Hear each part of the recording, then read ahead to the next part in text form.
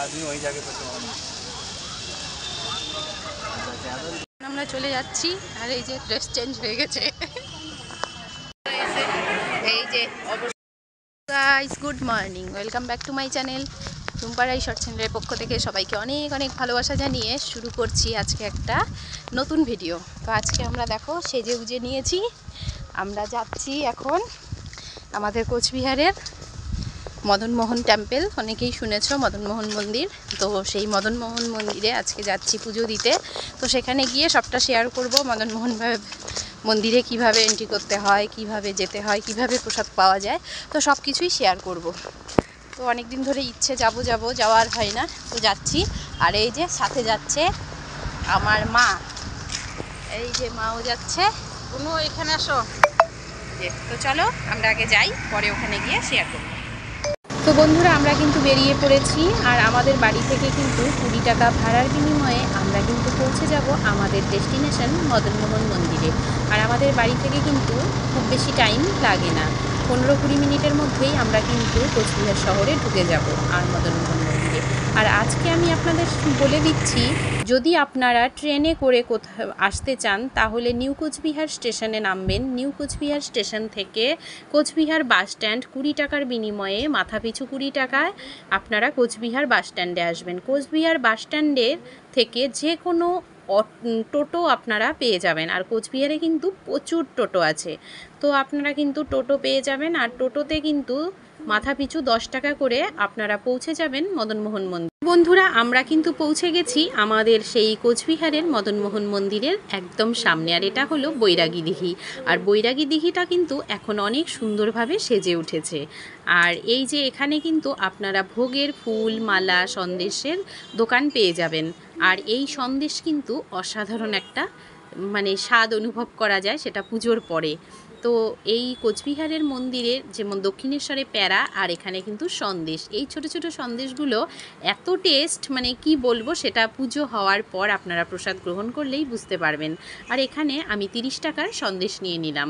তো এখানে আপনাদের পরিমাণ মতো আপনারা এখানে এই স্টলগুলোর থেকে পেয়ে যাবেন। আর এবার চলুন মদনমোহন মন্দিরের ভেতরে আমরা প্রবেশ করি।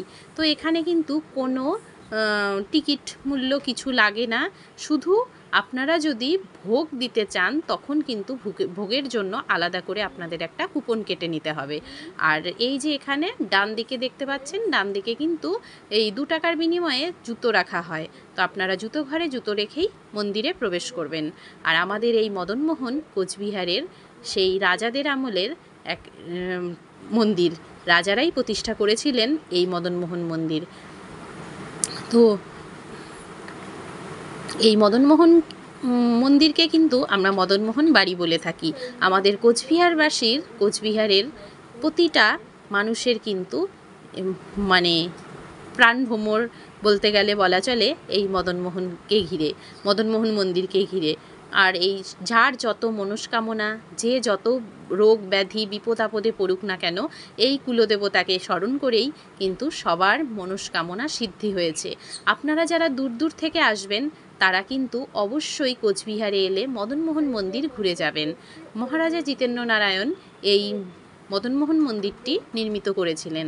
আর এখানে কিন্তু মদনমোহন মন্দিরের ডান দিকে রয়েছে, মাঝখানেই রয়েছে মদনমোহন, আর বাঁ দিকে রয়েছে মা কালী, ডান দিকে রয়েছে মা দুর্গা, আর ওদিকে কিন্তু মা অন্নপূর্ণার মন্দির। তো এখানে কিন্তু খুব সুন্দরভাবে, আর হ্যাঁ, রাসমেলায় যেটা হচ্ছে রাসযাত্রা আমরা বলে থাকি, সেই রাসযাত্রার সময় কিন্তু এখানে উপচে পড়া ভিড় লক্ষ্য করা যায় মদনমোহন মন্দিরে। তো এখানে কিন্তু সুন্দরভাবে এই যে সাজানো হচ্ছিল, যেহেতু দোল পূর্ণিমা ছিল, তার জন্য কিন্তু সুন্দরভাবে এখানে সাজানো হচ্ছিল মদনমোহন মন্দিরটাকে আমরা যেদিন গেছি। আর আপনারা যদি সকালবেলা ভোগ দিতে চান তাহলে এখানে ভোগ কিন্তু 2-3 রকমের হয়। এখানে সন্দেশ ভোগ, অন্নভোগ আর পায়েসের ভোগ। তো আপনারা যদি সকাল সকাল ভোগ নিবেদন করতে চান বাবাকে, মদনমোহনকে, তাহলে কিন্তু এসে একটা কুপন কেটে আপনারা বাড়ির থেকে চাল ডাল ভোগের সামগ্রী নিয়ে এসে আমাদের এখানে কর্তৃপক্ষের কাছে দিয়ে দিলেই আপনাদের কিন্তু ভোগ রেডি করে প্রসাদে দেবে, এবং কি সেই ভোগ আপনারা বাসন নিয়ে আসবেন, ভোগ কিন্তু প্রসাদ আপনারা বাড়িতেও সংগ্রহ করে নিতে পারেন। আর এই যে এখানে কিন্তু মা কালীর মন্দির রয়েছে, এখানে পায়রা যার মানসিক আছে সে পায়রা দান করে। আর এখানেও কিন্তু বিশেষ তিথিতে বলি হয়। তো এই যে আপনারা দেখুন। আর আমি কিন্তু একদম সামনে থেকে ভিডিওটি করতে পারিনি, কারণ এখানে কিন্তু মোবাইল অ্যালাউ করছিল না। আর আজকে না আমরা যেদিন এসেছি অনেক মুখে ভাতেরই ছিল। রাই পুজো দিয়েছো? এই যে আমাদের পুজো দেওয়া হয়ে গেছে। আর এখানে মোবাইল অ্যালাউ নেই ভেতরে, যার জন্য ঠাকুরের ছবি তুলতে পারলাম না। তো দেখো মন্দিরটা তোমাদের একটু ঘুরে দেখানোর চেষ্টা করলাম। খুব সুন্দর, এখানে রাসমেলায় রাস উৎসব ভীষণ সুন্দর হয়। তো বন্ধুরা আমাদের কিন্তু আসতে দেরি হয়েছে। আর যারা আপনারা পুজো দিতে চান 10:30টার মধ্যে কিন্তু মদনমোহন মন্দিরে এসে উপস্থিত হবেন এবং কি অঞ্জলিও দিতে পারবেন। তো আমি উপোস করে এসেছিলাম, কিন্তু আমি এসে দেখেছি পুজো হয়ে গেছে। আর তার জন্য আমার দেরি হয়েছিল। আমি সন্দেশ ভোগটা নিবেদন করে নিয়েছি, ঠাকুরকে প্রণাম করেছি, এটাই পেয়েছি। তাছাড়া কিন্তু অঞ্জলি আমি দিতে পারলাম না। তো অনেক দিন ধরে আসি না, তো টাইমটাও ভুলে গেছিলাম। তো এই যে দেখতে পাচ্ছেন এখানে কিন্তু এই মদনমোহন মন্দিরে কিন্তু রাস উৎসবটা ভীষণ সুন্দর হয়, রাস ঘোরানো হয়। আর এই যে এখন দুপুর টাইমটা বলে এখন সবাই কিন্তু ভোগ নেওয়ার জন্য পেছন দিকে চলে গেছে, যার জন্য এখন ফাঁকা দেখতে পাচ্ছি আমরা মন্দিরটা। আর এই অনেক আগে কিন্তু আমাদের এই মদনমোহন মন্দিরে এই মদনমোহন ঠাকুরটি কিন্তু চুরি হয়েছিল, সেটা কিন্তু আমরা যখন ছোট তখন শুনেছি। আর এই মদনমোহন ঠাকুরটি কিন্তু পুরোটাই সোনা দ্বারা নির্মিত। তো যেহেতু রাজাদের আমলের অনেক পুরনো কুলদেবতা, তো জানি না কেন কিভাবে এত সিকিউরিটি থাকার পরেও মদনমোহন ঠাকুর কিন্তু মানে মদনমোহনই চুরি হয়ে গেছিল, সে অনেক আগের কথা। তো নেক্সট কোনো ভিডিওতে আবার শেয়ার করব। আর আজকের ভিডিওটা এই যে কেমন লাগলো অবশ্যই কিন্তু আপনারা জানাবেন। আর যদি ভিডিওটি ভালো লাগে অবশ্যই লাইক কমেন্ট করবেন। আর এই যে ছোট ছোট টিনের ঘরগুলো দেখতে পাচ্ছেন, ওগুলো কিন্তু রাসমেলায় নানান দেবদেবতা দিয়ে সুন্দর করে সাজিয়ে তোলা হয়। আর আমরা কিন্তু এখন যাব পেছনে ভোগ প্রসাদ নিতে। আর এখানে কিন্তু দুপুর 1:30-2টোর মধ্যে এখানে পেছনে ভোগের প্রসাদ দেওয়া। আমরা এখন প্রসাদ খাবো। এই যে সবাই বসে পড়েছে, আমাদের জায়গা নেই, তাই আমরা নিচে বসেছি। প্রসাদ নিচে বসে খাওয়াটাই ভালো। আমি এখানে প্রসাদ খেতে এসেছিলাম, ভোগ খেতে 15 বছর আগে। মধ্যেই এই রন্ধনশালার পাশে বসে যাবেন, আর এখানে এসেই কিন্তু ভোগের প্রসাদ আপনারা পেয়ে যাবেন। আর এই যে আজকে কিন্তু বাটি দিচ্ছে। আর অন্য আরেকবার যখন এসেছিলাম পুরো পাত পেরে মানে সুন্দরভাবে প্রসাদ দিয়েছিল, একদম পেট ভরে গিয়েছিল। আর আজকে এত লোক হয়েছে, যেহেতু এখানে কোনো কুপন বা টাকা নেওয়া হয় না, তার জন্য কিন্তু কাউকে ফেরায় না, সে অল্প হলেও সবাইকে প্রসাদ দেয়।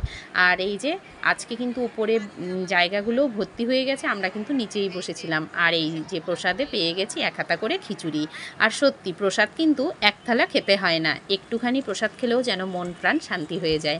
আর এই যে প্রসাদ খেয়ে আমরা কিন্তু বেরিয়ে গেছি।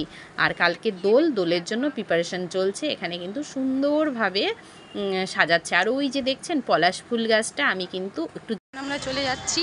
আর এই যে ড্রেস চেঞ্জ হয়ে গেছে, ওই দিকটা আর ঘোরা হলো না। তো ফ্রেন্ডস এই যে এখন মাকে নিয়ে যাব একটু ডক্টরের কাছে, তারপর রাই আবার একটু আবির ঠাবির কিনবে। তো চলো আজকের মতো বেরিয়ে যাই।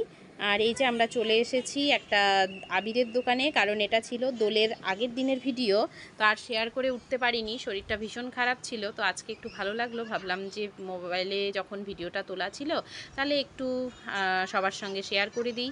আর আজকে আমাদের মদনমোহন মন্দিরের ভিডিওটি আপনাদের কেমন লাগলো অবশ্যই কমেন্ট সেকশনে জানাবেন। আর আপনারা কোচবিহারে এলে অবশ্যই কিন্তু আমাদের মদনমোহন মন্দিরটি ঘুরে যাবেন, তো ভীষণ ভালো লাগবে, মন শান্তি হয়ে যাবে পুজো দিয়ে। আর আমাদের চলুন আজকের মতো ভিডিওটি এখানেই এন্ড করছি। সবাই ভালো থাকবেন, সুস্থ থাকবেন। সব আসছে বছর দোল তো আবার হবে, যেহেতু ভিডিওটা আগের। তো চলুন সবাই ভালো থাকুন, টাটা, থ্যাঙ্কস ফর ওয়াচিং।